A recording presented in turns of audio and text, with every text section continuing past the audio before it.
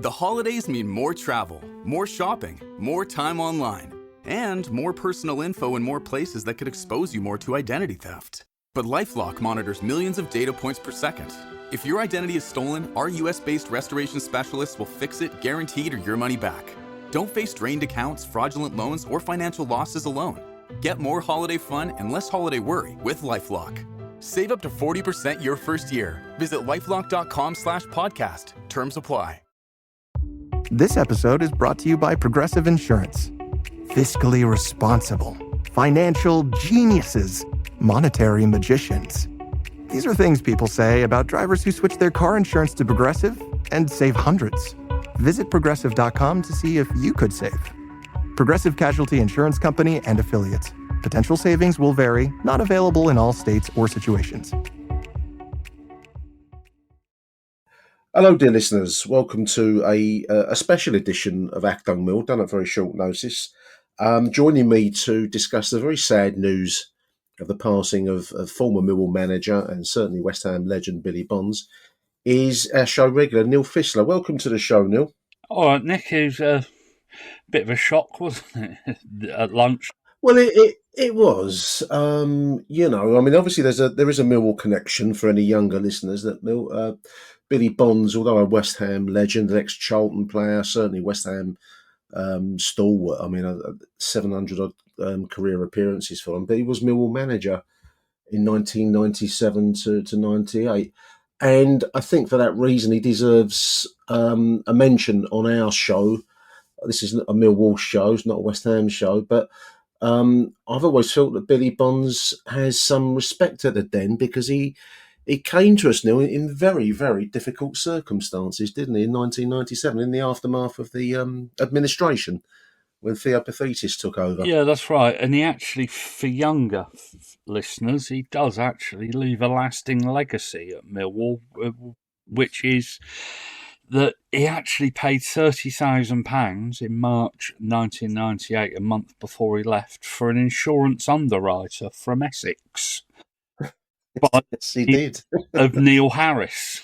So it was actually Billy Bonds who signed Neil Harris. And yes, he did. So I think for that, and to be honest, I'd forgotten that.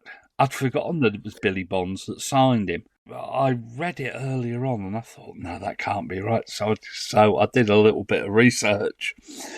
Yeah, no, that's right. And it was actually Billy Bonds that brought Neil Harris to the club. And to be fair, he was responsible for blooding a lot of young players. Well, I was just looking at the signings for that season. I mean, Billy Bonds came to us as a manager in May of 1997. And just to set the scene for younger listeners, I don't mean that disparagingly, it's just a long while ago now, Neil, isn't it? But the club had been in administration, and as anyone who follows the current Sheffield Wednesday situation can see, you have no power over what becomes of you. I mean, we were within minutes of going out of business completely in 1997, and Theo Pathetis entered the scene at almost the very last minute. And began a series of cost-cutting measures. But one of his decisions early on was to bring in Billy Bonds as manager. John Docherty had resigned in going into this situation, and Billy Bonds came in. And actually, Billy Bonds obviously has got a huge playing record. I mean, he came through the Charlton system in the early 1960s and then played 663 times for West Ham. Lifted the FA Cup with the Hammers twice, and was on the fringes of an England squad in the early 80s towards the end of his career. So he came to us with a playing track record of being this kind of gritty, almost the image of West Ham United, I would say, Neil. Very 1970s figure. He almost represented the club in one man, didn't he? Yeah, when I first got into football in the 1970s, you always associated West Ham with Billy Bonds. Absolutely, you did. A hard man, a hard player who demanded everything of his teammates and trained like an absolute Trojan, apparently. But he had a bit of skill about him. He wasn't he wasn't a clogger. He No, he he was rugged, but he was skillful. yeah, he could play football. And people say, "Oh, well, Bobby Moore's the epitome of West Ham," but not when I was growing up. They had they had Billy Bonds, they had Trevor Brooking, Alan Devonshire, Phil Parks. Those are the players that I associate with it, and There's a mural with I live on the east side of the river, listeners, so I know the area a little bit round where the former, sad to say, and I say that as a Millwall fan, the former Upton Park, now gone with a load of Peabody and other blocks of flats there, which is a crying shame. There's a big mural over there on the corner of Priory Road, and I think it's called Romford Road there. Listen, there's a big mural featuring Billy Bonds. Yeah, we're great. With Romford Road's well up. It's near Green Street anyway, near the Berlin pub, listeners. But there's a big mural, and it's got Billy Bonds on it, and it's got Trevor Brooking, two West Ham icons. I think it's fair to say. As I say, he won the FA Cup twice with them, and then as a manager, after 600 odd appearances, he actually had some success as a manager with them. He got them promoted. I'm just reading here. He got them promoted into the Premier League, and finished a reasonable level by West Ham standards before resigning to be replaced by Harry Redknapp, another West Ham name, as we all know. So he came to us in 1997 in a time of trouble, Neil. He'd been out of the game for a couple of years, but he still retained, I think, in the eyes of Theo Pathetis, certainly, that standing within the game. He was a known figure, and I think that, Pathetis was looking for somebody to take the steer at a squad that was a mix of youngsters and try to blend something that could survive in League One, because that was by no means guaranteed either. And we'd finished that season, 97-98. He was only with us for a year. We'd finish in 18th position that season, but it was more about setting the table almost for what would follow in the late 1990s and then on through Rhino and Macca, and then into the McGee era. But he certainly did that. I mean, you're right. I was just looking at the list of players that he signed or that made came to Millwall during the Bonds era, and you've mentioned the star there, Neil Harris, £30,000 from Cambridge City, non-league Cambridge City. That's got to be one of the best buys that Millwall have ever made for that kind of money. I mean, what do you get for 30,000 these days? Very, very little in practical terms. And instead, we've got a club legend, both playing wise and then managerially. I think that's £30,000 well spent of anyone's money, don't you, Neil? Absolutely. And what I didn't realise was it was a brave decision by Pathetis. It showed that he wasn't afraid to make the hard choices. No.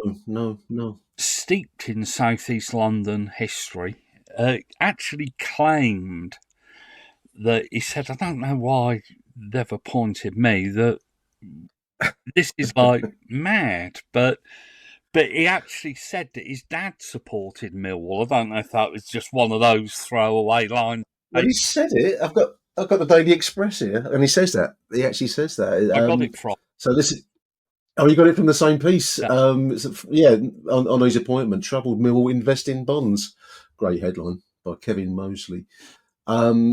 It does speak volumes. I mean, the quotes that Bonds gave here, he says, I know that Mill's been going through a rough patch, he says, but it's a club with a great support and potential. How many times have I heard that in my life, Neil? We've got great support and great potential. I think that's the whole 50 plus years I've been going down there.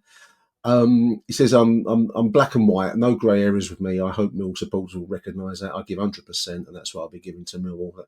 They will have to accept me for what I am, totally committed. And then he goes on, mention his dad Arthur. His dad Arthur would have loved him managing Millwall, says Billy, despite his West Ham connections. Arthur was Millwall through and through, and he came from the old Creek Bridge area around Bermondsey, Deptford, I think, that rather than Bermondsey. But anyway, and in that area, you don't lose your loyalties. Apparently his father-in-law, his wife Marilyn, was Millwall. Used to slag him off for playing against Millwall. So I think he knew the score. I mean, he knew what he was going into. And I was just looking at the players that we signed under Billy Bonds, which, as I say, in my opinion, set the table. But you've mentioned Neil Harris, but just looking at some of these names here, Tim Cahill came to us under Billy Bonds, And 31st of July. he blooded him, didn't he? Luke, He did. I think, was around at the time. He might have made his debut the season before, but certainly he signed Paul Ifill. And there's Paul Shaw, another player for a little bit more from Arsenal, 250,000, which big money for Millwall at this point.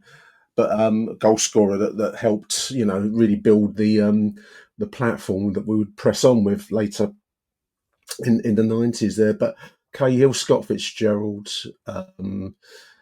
Paul Shaw we've mentioned, Nigel Spink, Robbie Ryan came to us, another great. Nethercott from Spurs on loan, and then that would become a full-time deal.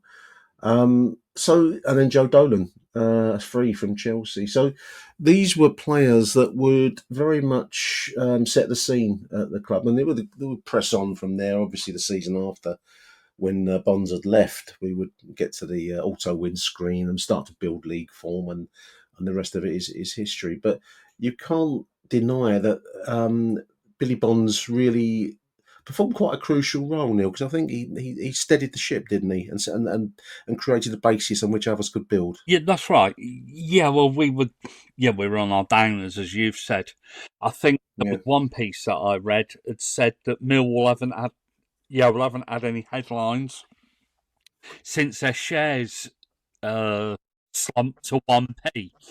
And then all of a sudden we signed Billy Bonds. Yeah, but you're absolutely right. He actually laid the foundations for what became the promotion winning side, which I think was 3, 4, 2 years later. Yeah, it was about. Right. Well, it'd be 3 years later, wouldn't it? It would be 2000, 2001. Yeah, the championship. Exactly. And a lot of those players formed the spine of that team. I know that there were other players added to it, like Denzel and Paul Moody and Sean Dyche and Livermore and things like that. But he actually laid that foundation with the likes of Cahill, Lucas Neal, Neil Harris, obviously, Ifill, and all of those players. They played probably a key. Yeah, they did play a key role in probably one of the most interesting eras of Millwall history, because it's one that everyone that was around then looked back on very, very fondly. It was a landmark period, and to come out of administration, Neil, in the way that we did, remarkable achievement, really, when you look back. Yeah, we ended up playing in Europe, played in an FA Cup in the cup final, and how many? Yeah, but there are kids now that can't wait for us to play in the Premier League, but we're in an FA Cup final in Europe, lads. And European football, mad. I know, madness.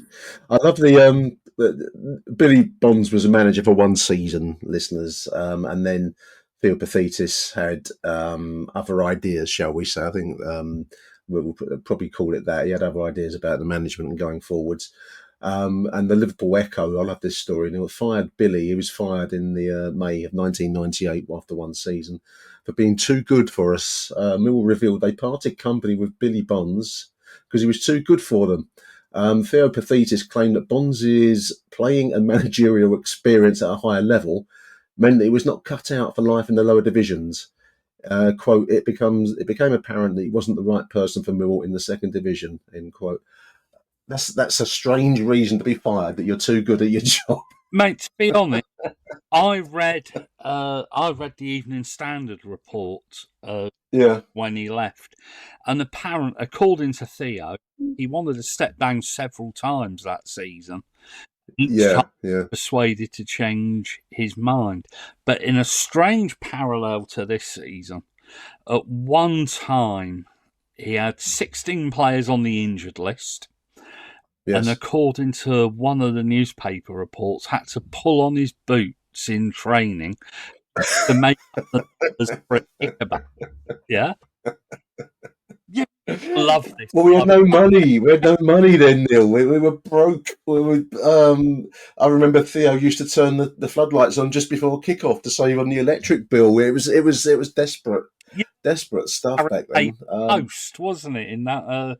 That's right. That was a famous scene in the whatever it was at the top. And, back to the floor. I think where the chairman goes and I think he was doing the toasting, and it turned out that they didn't pay for their toast, so he made the players pay for a slice of toast and marmalade. Harris hit the roof, didn't he? That's one of the great pieces of Millwall television. It is, and that was the era in which Billy Bonds was managing there. And I suppose easy